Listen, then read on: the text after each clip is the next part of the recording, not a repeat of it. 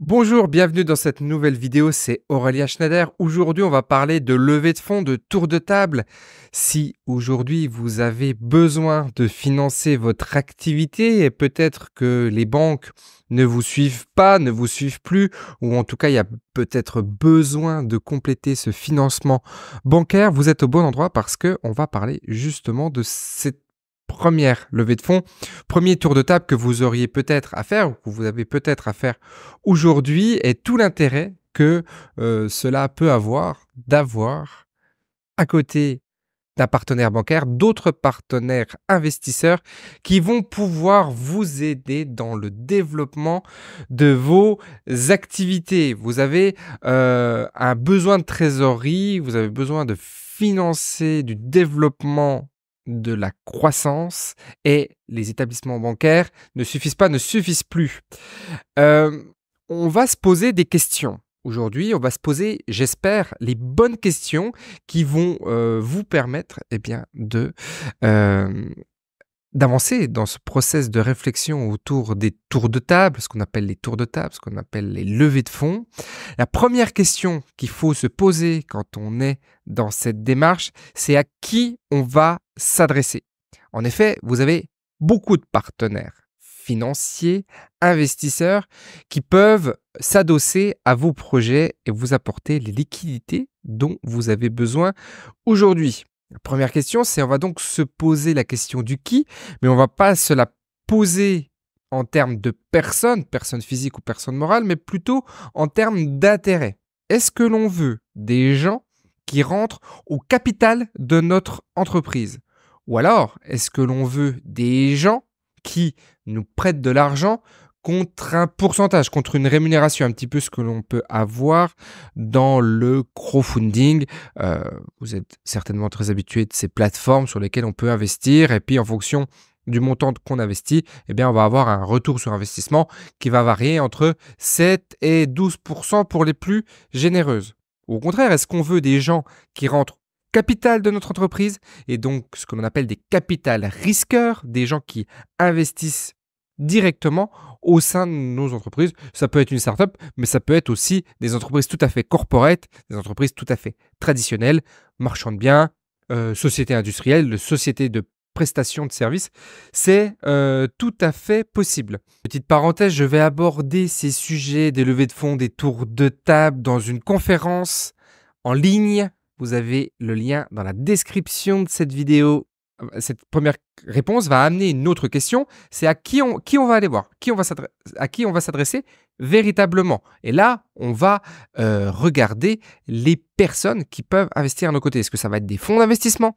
Est-ce que ça va être des particuliers? Est-ce que ça va être d'autres professionnels, des gens qui, eux, aussi sont entrepreneurs et peuvent, à travers des holdings d'investissement, vous prêter de l'argent? Ça va être des questions sur lesquelles on va devoir arbitrer.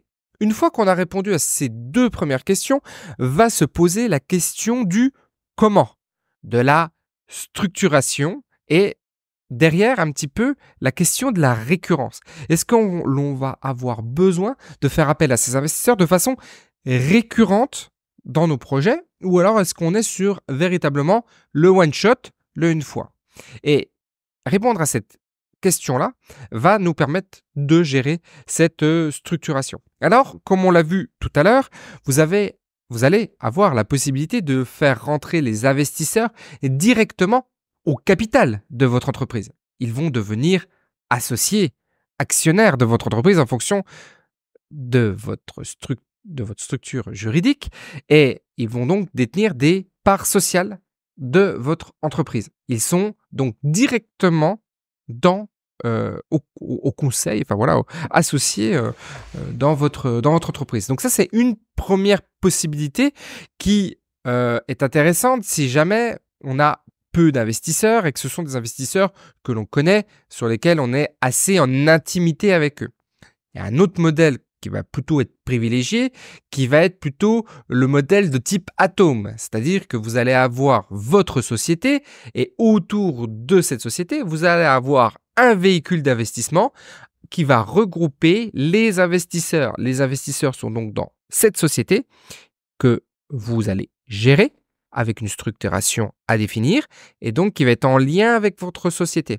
Mais en tout cas, les investisseurs étant ici, ils ne vont pas directement interagir dans votre société. Et vous pouvez avoir un véhicule, 2 véhicules, 3 véhicules, plusieurs véhicules. C'est pour ça qu'on parle d'un système en atome. C'est le modèle des véhicules d'investissement qui est un modèle à privilégier quand on fait rentrer des gens qui sont assez extérieurs à votre réseau ou peuvent être dans votre réseau, mais pour lesquels vous ne voulez pas qu'ils rentrent directement dans et interférer dans la gestion de votre entreprise. Si vous avez besoin de beaucoup de récurrence, eh ben, on est presque un petit peu sur le modèle du fonds d'investissement, c'est-à-dire que vous avez la société ici qui va être la société d'exploitation et vous allez avoir ces véhicules d'investissement et vous, votre travail, c'est de moins en moins gérer cette société-là. Exemple, je faisais beaucoup de marchands de biens, j'ai beaucoup de deals actuellement, j'ai besoin de fonds et d'un seul coup, je passe d'un profil entrepreneur à un profil plutôt financier. Et donc, mon métier, ça va plus être de trouver les biens, je vais mettre quelqu'un là-dessus, je vais déléguer la gestion opérationnelle de cette société d'exploitation. Et moi, mon job maintenant, ça va être de créer tous les véhicules d'investissement qui vont aller autour, boum, boum, boum, boum, boum, de trouver les investisseurs et de faire le lien entre ces financiers, ces investisseurs et l'activité. Et ça va être ça mon travail. Et donc, je vais me rémunérer ici, évidemment, mais je vais aussi me rémunérer sur la gestion de ces différents véhicules. Je vais même pouvoir toucher eh bien des pourcentages sur les plus-values que les gens vont opérer, etc., etc. Il y a plein de choses à faire autour de ça. Et dans tous les cas, c'est un modèle qui est extrêmement scalable, qui est extrêmement rentable et sur lesquels les plus grandes fortunes se sont faites puisque c'est le modèle du fonds d'investissement qui ne porte pas tout à fait son nom. On va plutôt parler de club d'investissement, de club d'investisseurs. On va faire rentrer des gens dans des club deals et à travers ces club deals, ils vont pouvoir investir à vos côtés. Autre question, une fois qu'on a posé la question de la structuration et du comment, ça va être la question du risque. Est-ce que vous vous faites porter à vos investisseurs un risque fort ou un risque toujours présent, mais beaucoup plus modéré, beaucoup plus faible. Auquel cas, la rémunération que vous allez pouvoir proposer à vos investisseurs ne va pas être la même. Quand on propose du risque fort, on est obligé de se diluer, d'avoir une dilution parce que les gens vont rentrer quand même fortement au capital de votre société. À l'inverse, quand on est en mesure, dans un risque très mesuré, modéré, eh bien, on va faire appel là à des pourcentages de rémunération et c'est souvent les plateformes de crowdfunding, ce modèle-là que l'on va pouvoir répliquer. Est-ce qu'on va avoir un modèle dit obligataire? Est-ce qu'on va avoir un modèle dans lequel on va voilà, rémunérer le capital à 5, 7, 10%?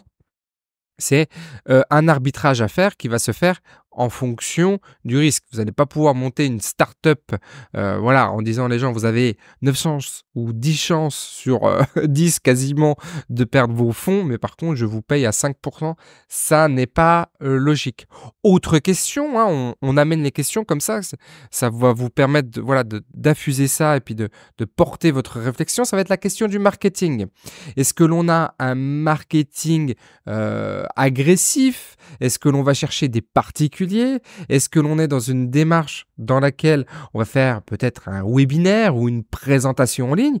Ou à l'inverse, est-ce que l'on va être plutôt dans ces réseaux? On va être plutôt tempéré dans sa communication autour de sa levée de fonds? Il y a des pour, il y a des contre. C'est des choses qui se réfléchissent. Enfin, je vous invite également à réfléchir aux modalités de sortie. Comment les gens que vous allez faire rentrer dans les véhicules d'investissement vont-ils sortir? Est-ce que ce sera programmé, et en règle générale c'est le cas, dans le pacte d'actionnaires, c'est-à-dire ce document qui va lier les investisseurs entre eux avec la société et comment chacun peut rentrer, chacun peut sortir?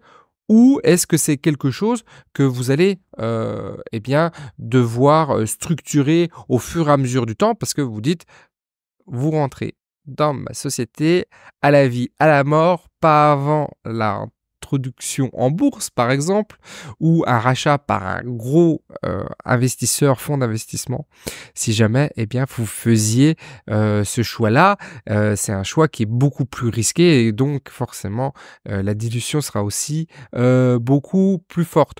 Je vous rappelle en description de cette vidéo le lien vers la conférence autour des clubs deals, des clubs d'investisseurs. On va beaucoup plus loin que ce que je vous ai présenté aujourd'hui dans la présentation autour de ce business model. Et puis pour les plus audacieux d'entre vous, je constitue déjà un petit groupe de personnes qui souhaitent faire du financement sur ce modèle-là, sur ce modèle de club d'investisseurs, club d'investissement.